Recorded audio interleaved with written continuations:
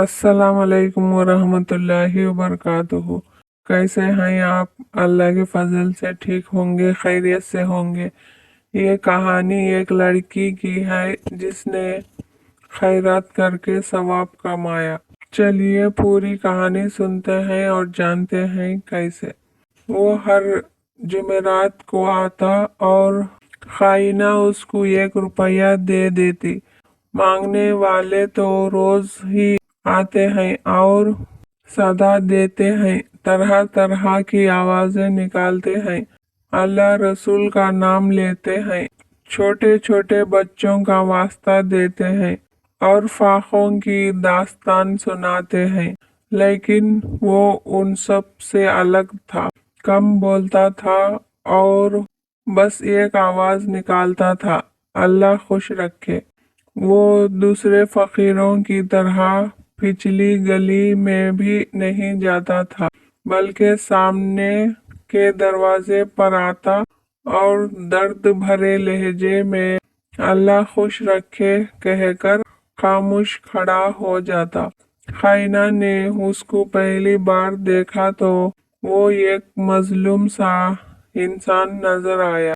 खाइना ने 1 रुपया लाकर उसको दे दिया।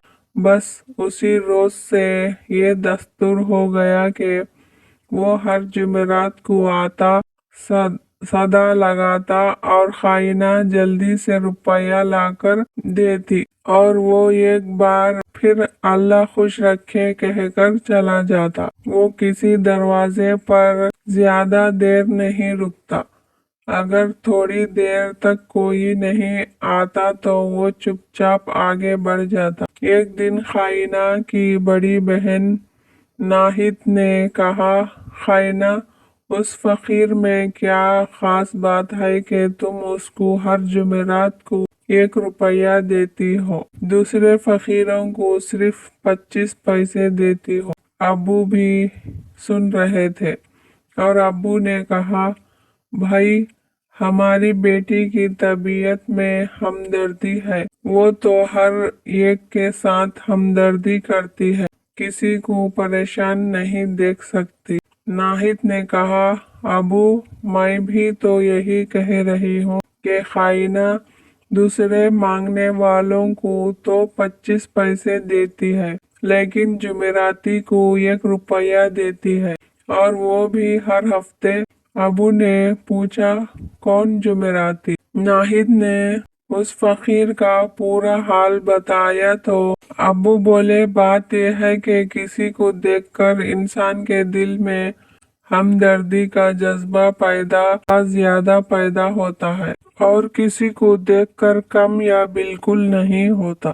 खाइना को उस शख्स से ज्यादा हमदर्दी हो गई है। अब्बू की बात सही थी। खाइना के दिल में दर्द था। वो किसी की तकलीफ देख नहीं सकती थी और फौरन उसकी मदद को तैयार हो जाती थी। खाइना ने कहा, देखिए अब्बू, बाजी ने उस आदमी को कितना बुरा नाम दिया है, जुमेराती। नाहिद ने पलटकर जवाब दिया, तो क्या मैं उसको नवाब साहब कहूँ? वो जुमेरात को आता है तो इसलिए मैंने जुमेराती नाम रख दिया। कौन सा गुनाह कर दिया मैंने? अबू ने दोनों को समझाया कि बहस नहीं करते, एक दूसरे की बात को समझना और गौर करना चाहिए। बहस में जिद हो जाती है और सही बात भी गलत मालूम होती है। चलो आओ, खाना खा लो, तुम्हारी अम्मी बुला रही है।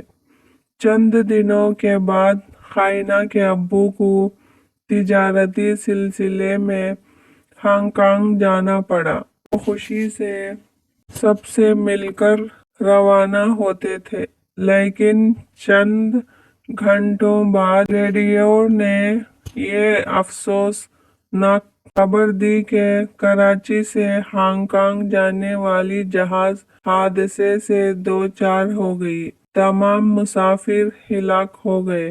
क़यामत टूट पड़ी। सबसे ज्यादा कमजोर दिल खाइना ही का था। उसने रोते रोते बुरा हाल कर लिया। कई दिन के बाद कुछ सब्र आया। अगली जुमेरात को सुबह मामूल के मुताबिक जुमेराती की आवाज आई। अल्लाह खुश रखे। खाइना मरे दिल से उठी, अलमारी खोली, पर्स निकाला और 1 रुपया लेकर दरवाजे पर पहुंची। लो चाचा, आज आखिरी बार दे रही हूँ। क्यों बेटी? अल्लाह खुश रखे। क्या बात हुई? खाइना का दिल भर आया। रोते रोते हिचकियाँ शुरू हो गईं। बड़ी मुश्किल से उसने बताया कि मेरे अब्बू हवाई जहाज के हादसे में खत्म हो गए। अब हमारा कौन है? मालूम नहीं कैसे काम चलेगा। चाचा ने खाइना की बातें बड़ी तवज्जो से सुनी। एक आह भरी और थोड़ी देर खामोश खड़े रहे। फिर अल्लाह बड़ा बादशाह है कहते हुए चले गए। मगरिब के बाद दरवाजे पर फिर आवाज आई, अल्लाह खुश रखे। पहले तो खाइना को यकीन नहीं आया कि चाचा इस वक्त कहाँ। वो तो सुबह ही आते हैं। फिर वो आज ही तो आए थे। एक दिन में 2 बार तो कभी नहीं आए। ये सोच रही थी कि दोबारा अल्लाह खुश रखे की आवाज आई। अब खाइना ने सोचा कि जरूर कोई शरारती लड़का होगा जो चाचा की आवाज बना रहा है, वरना चाचा ने तो कभी एक सदा से दूसरी सदा नहीं दी। फिर भी हैरत होकर दरवाजे पर गई। उसकी हैरत और बढ़ गई। कोई शरारती लड़का नहीं था, खुद चाचा ही थे। वो खाइना को देखकर बोले, बेटी, कोई किसी को नहीं देता। दौलत किसी की होकर नहीं रहती। आज इसके पास, कल उसके पास, दिल गरीबों के पास भी होता है। अल्लाह खुश रखे। ये कहकर चाचा ने एक पोटली जेब से निकालकर खाइना के हाथ पर थमा दी। उससे पहले कि खाइना कुछ समझ सकती, वो तेज तेज कदम बढ़ाते हुए दूर निकल गए। खाइना ने देखा पोटली में नोटों की गड्डियां भरी हुई थीं।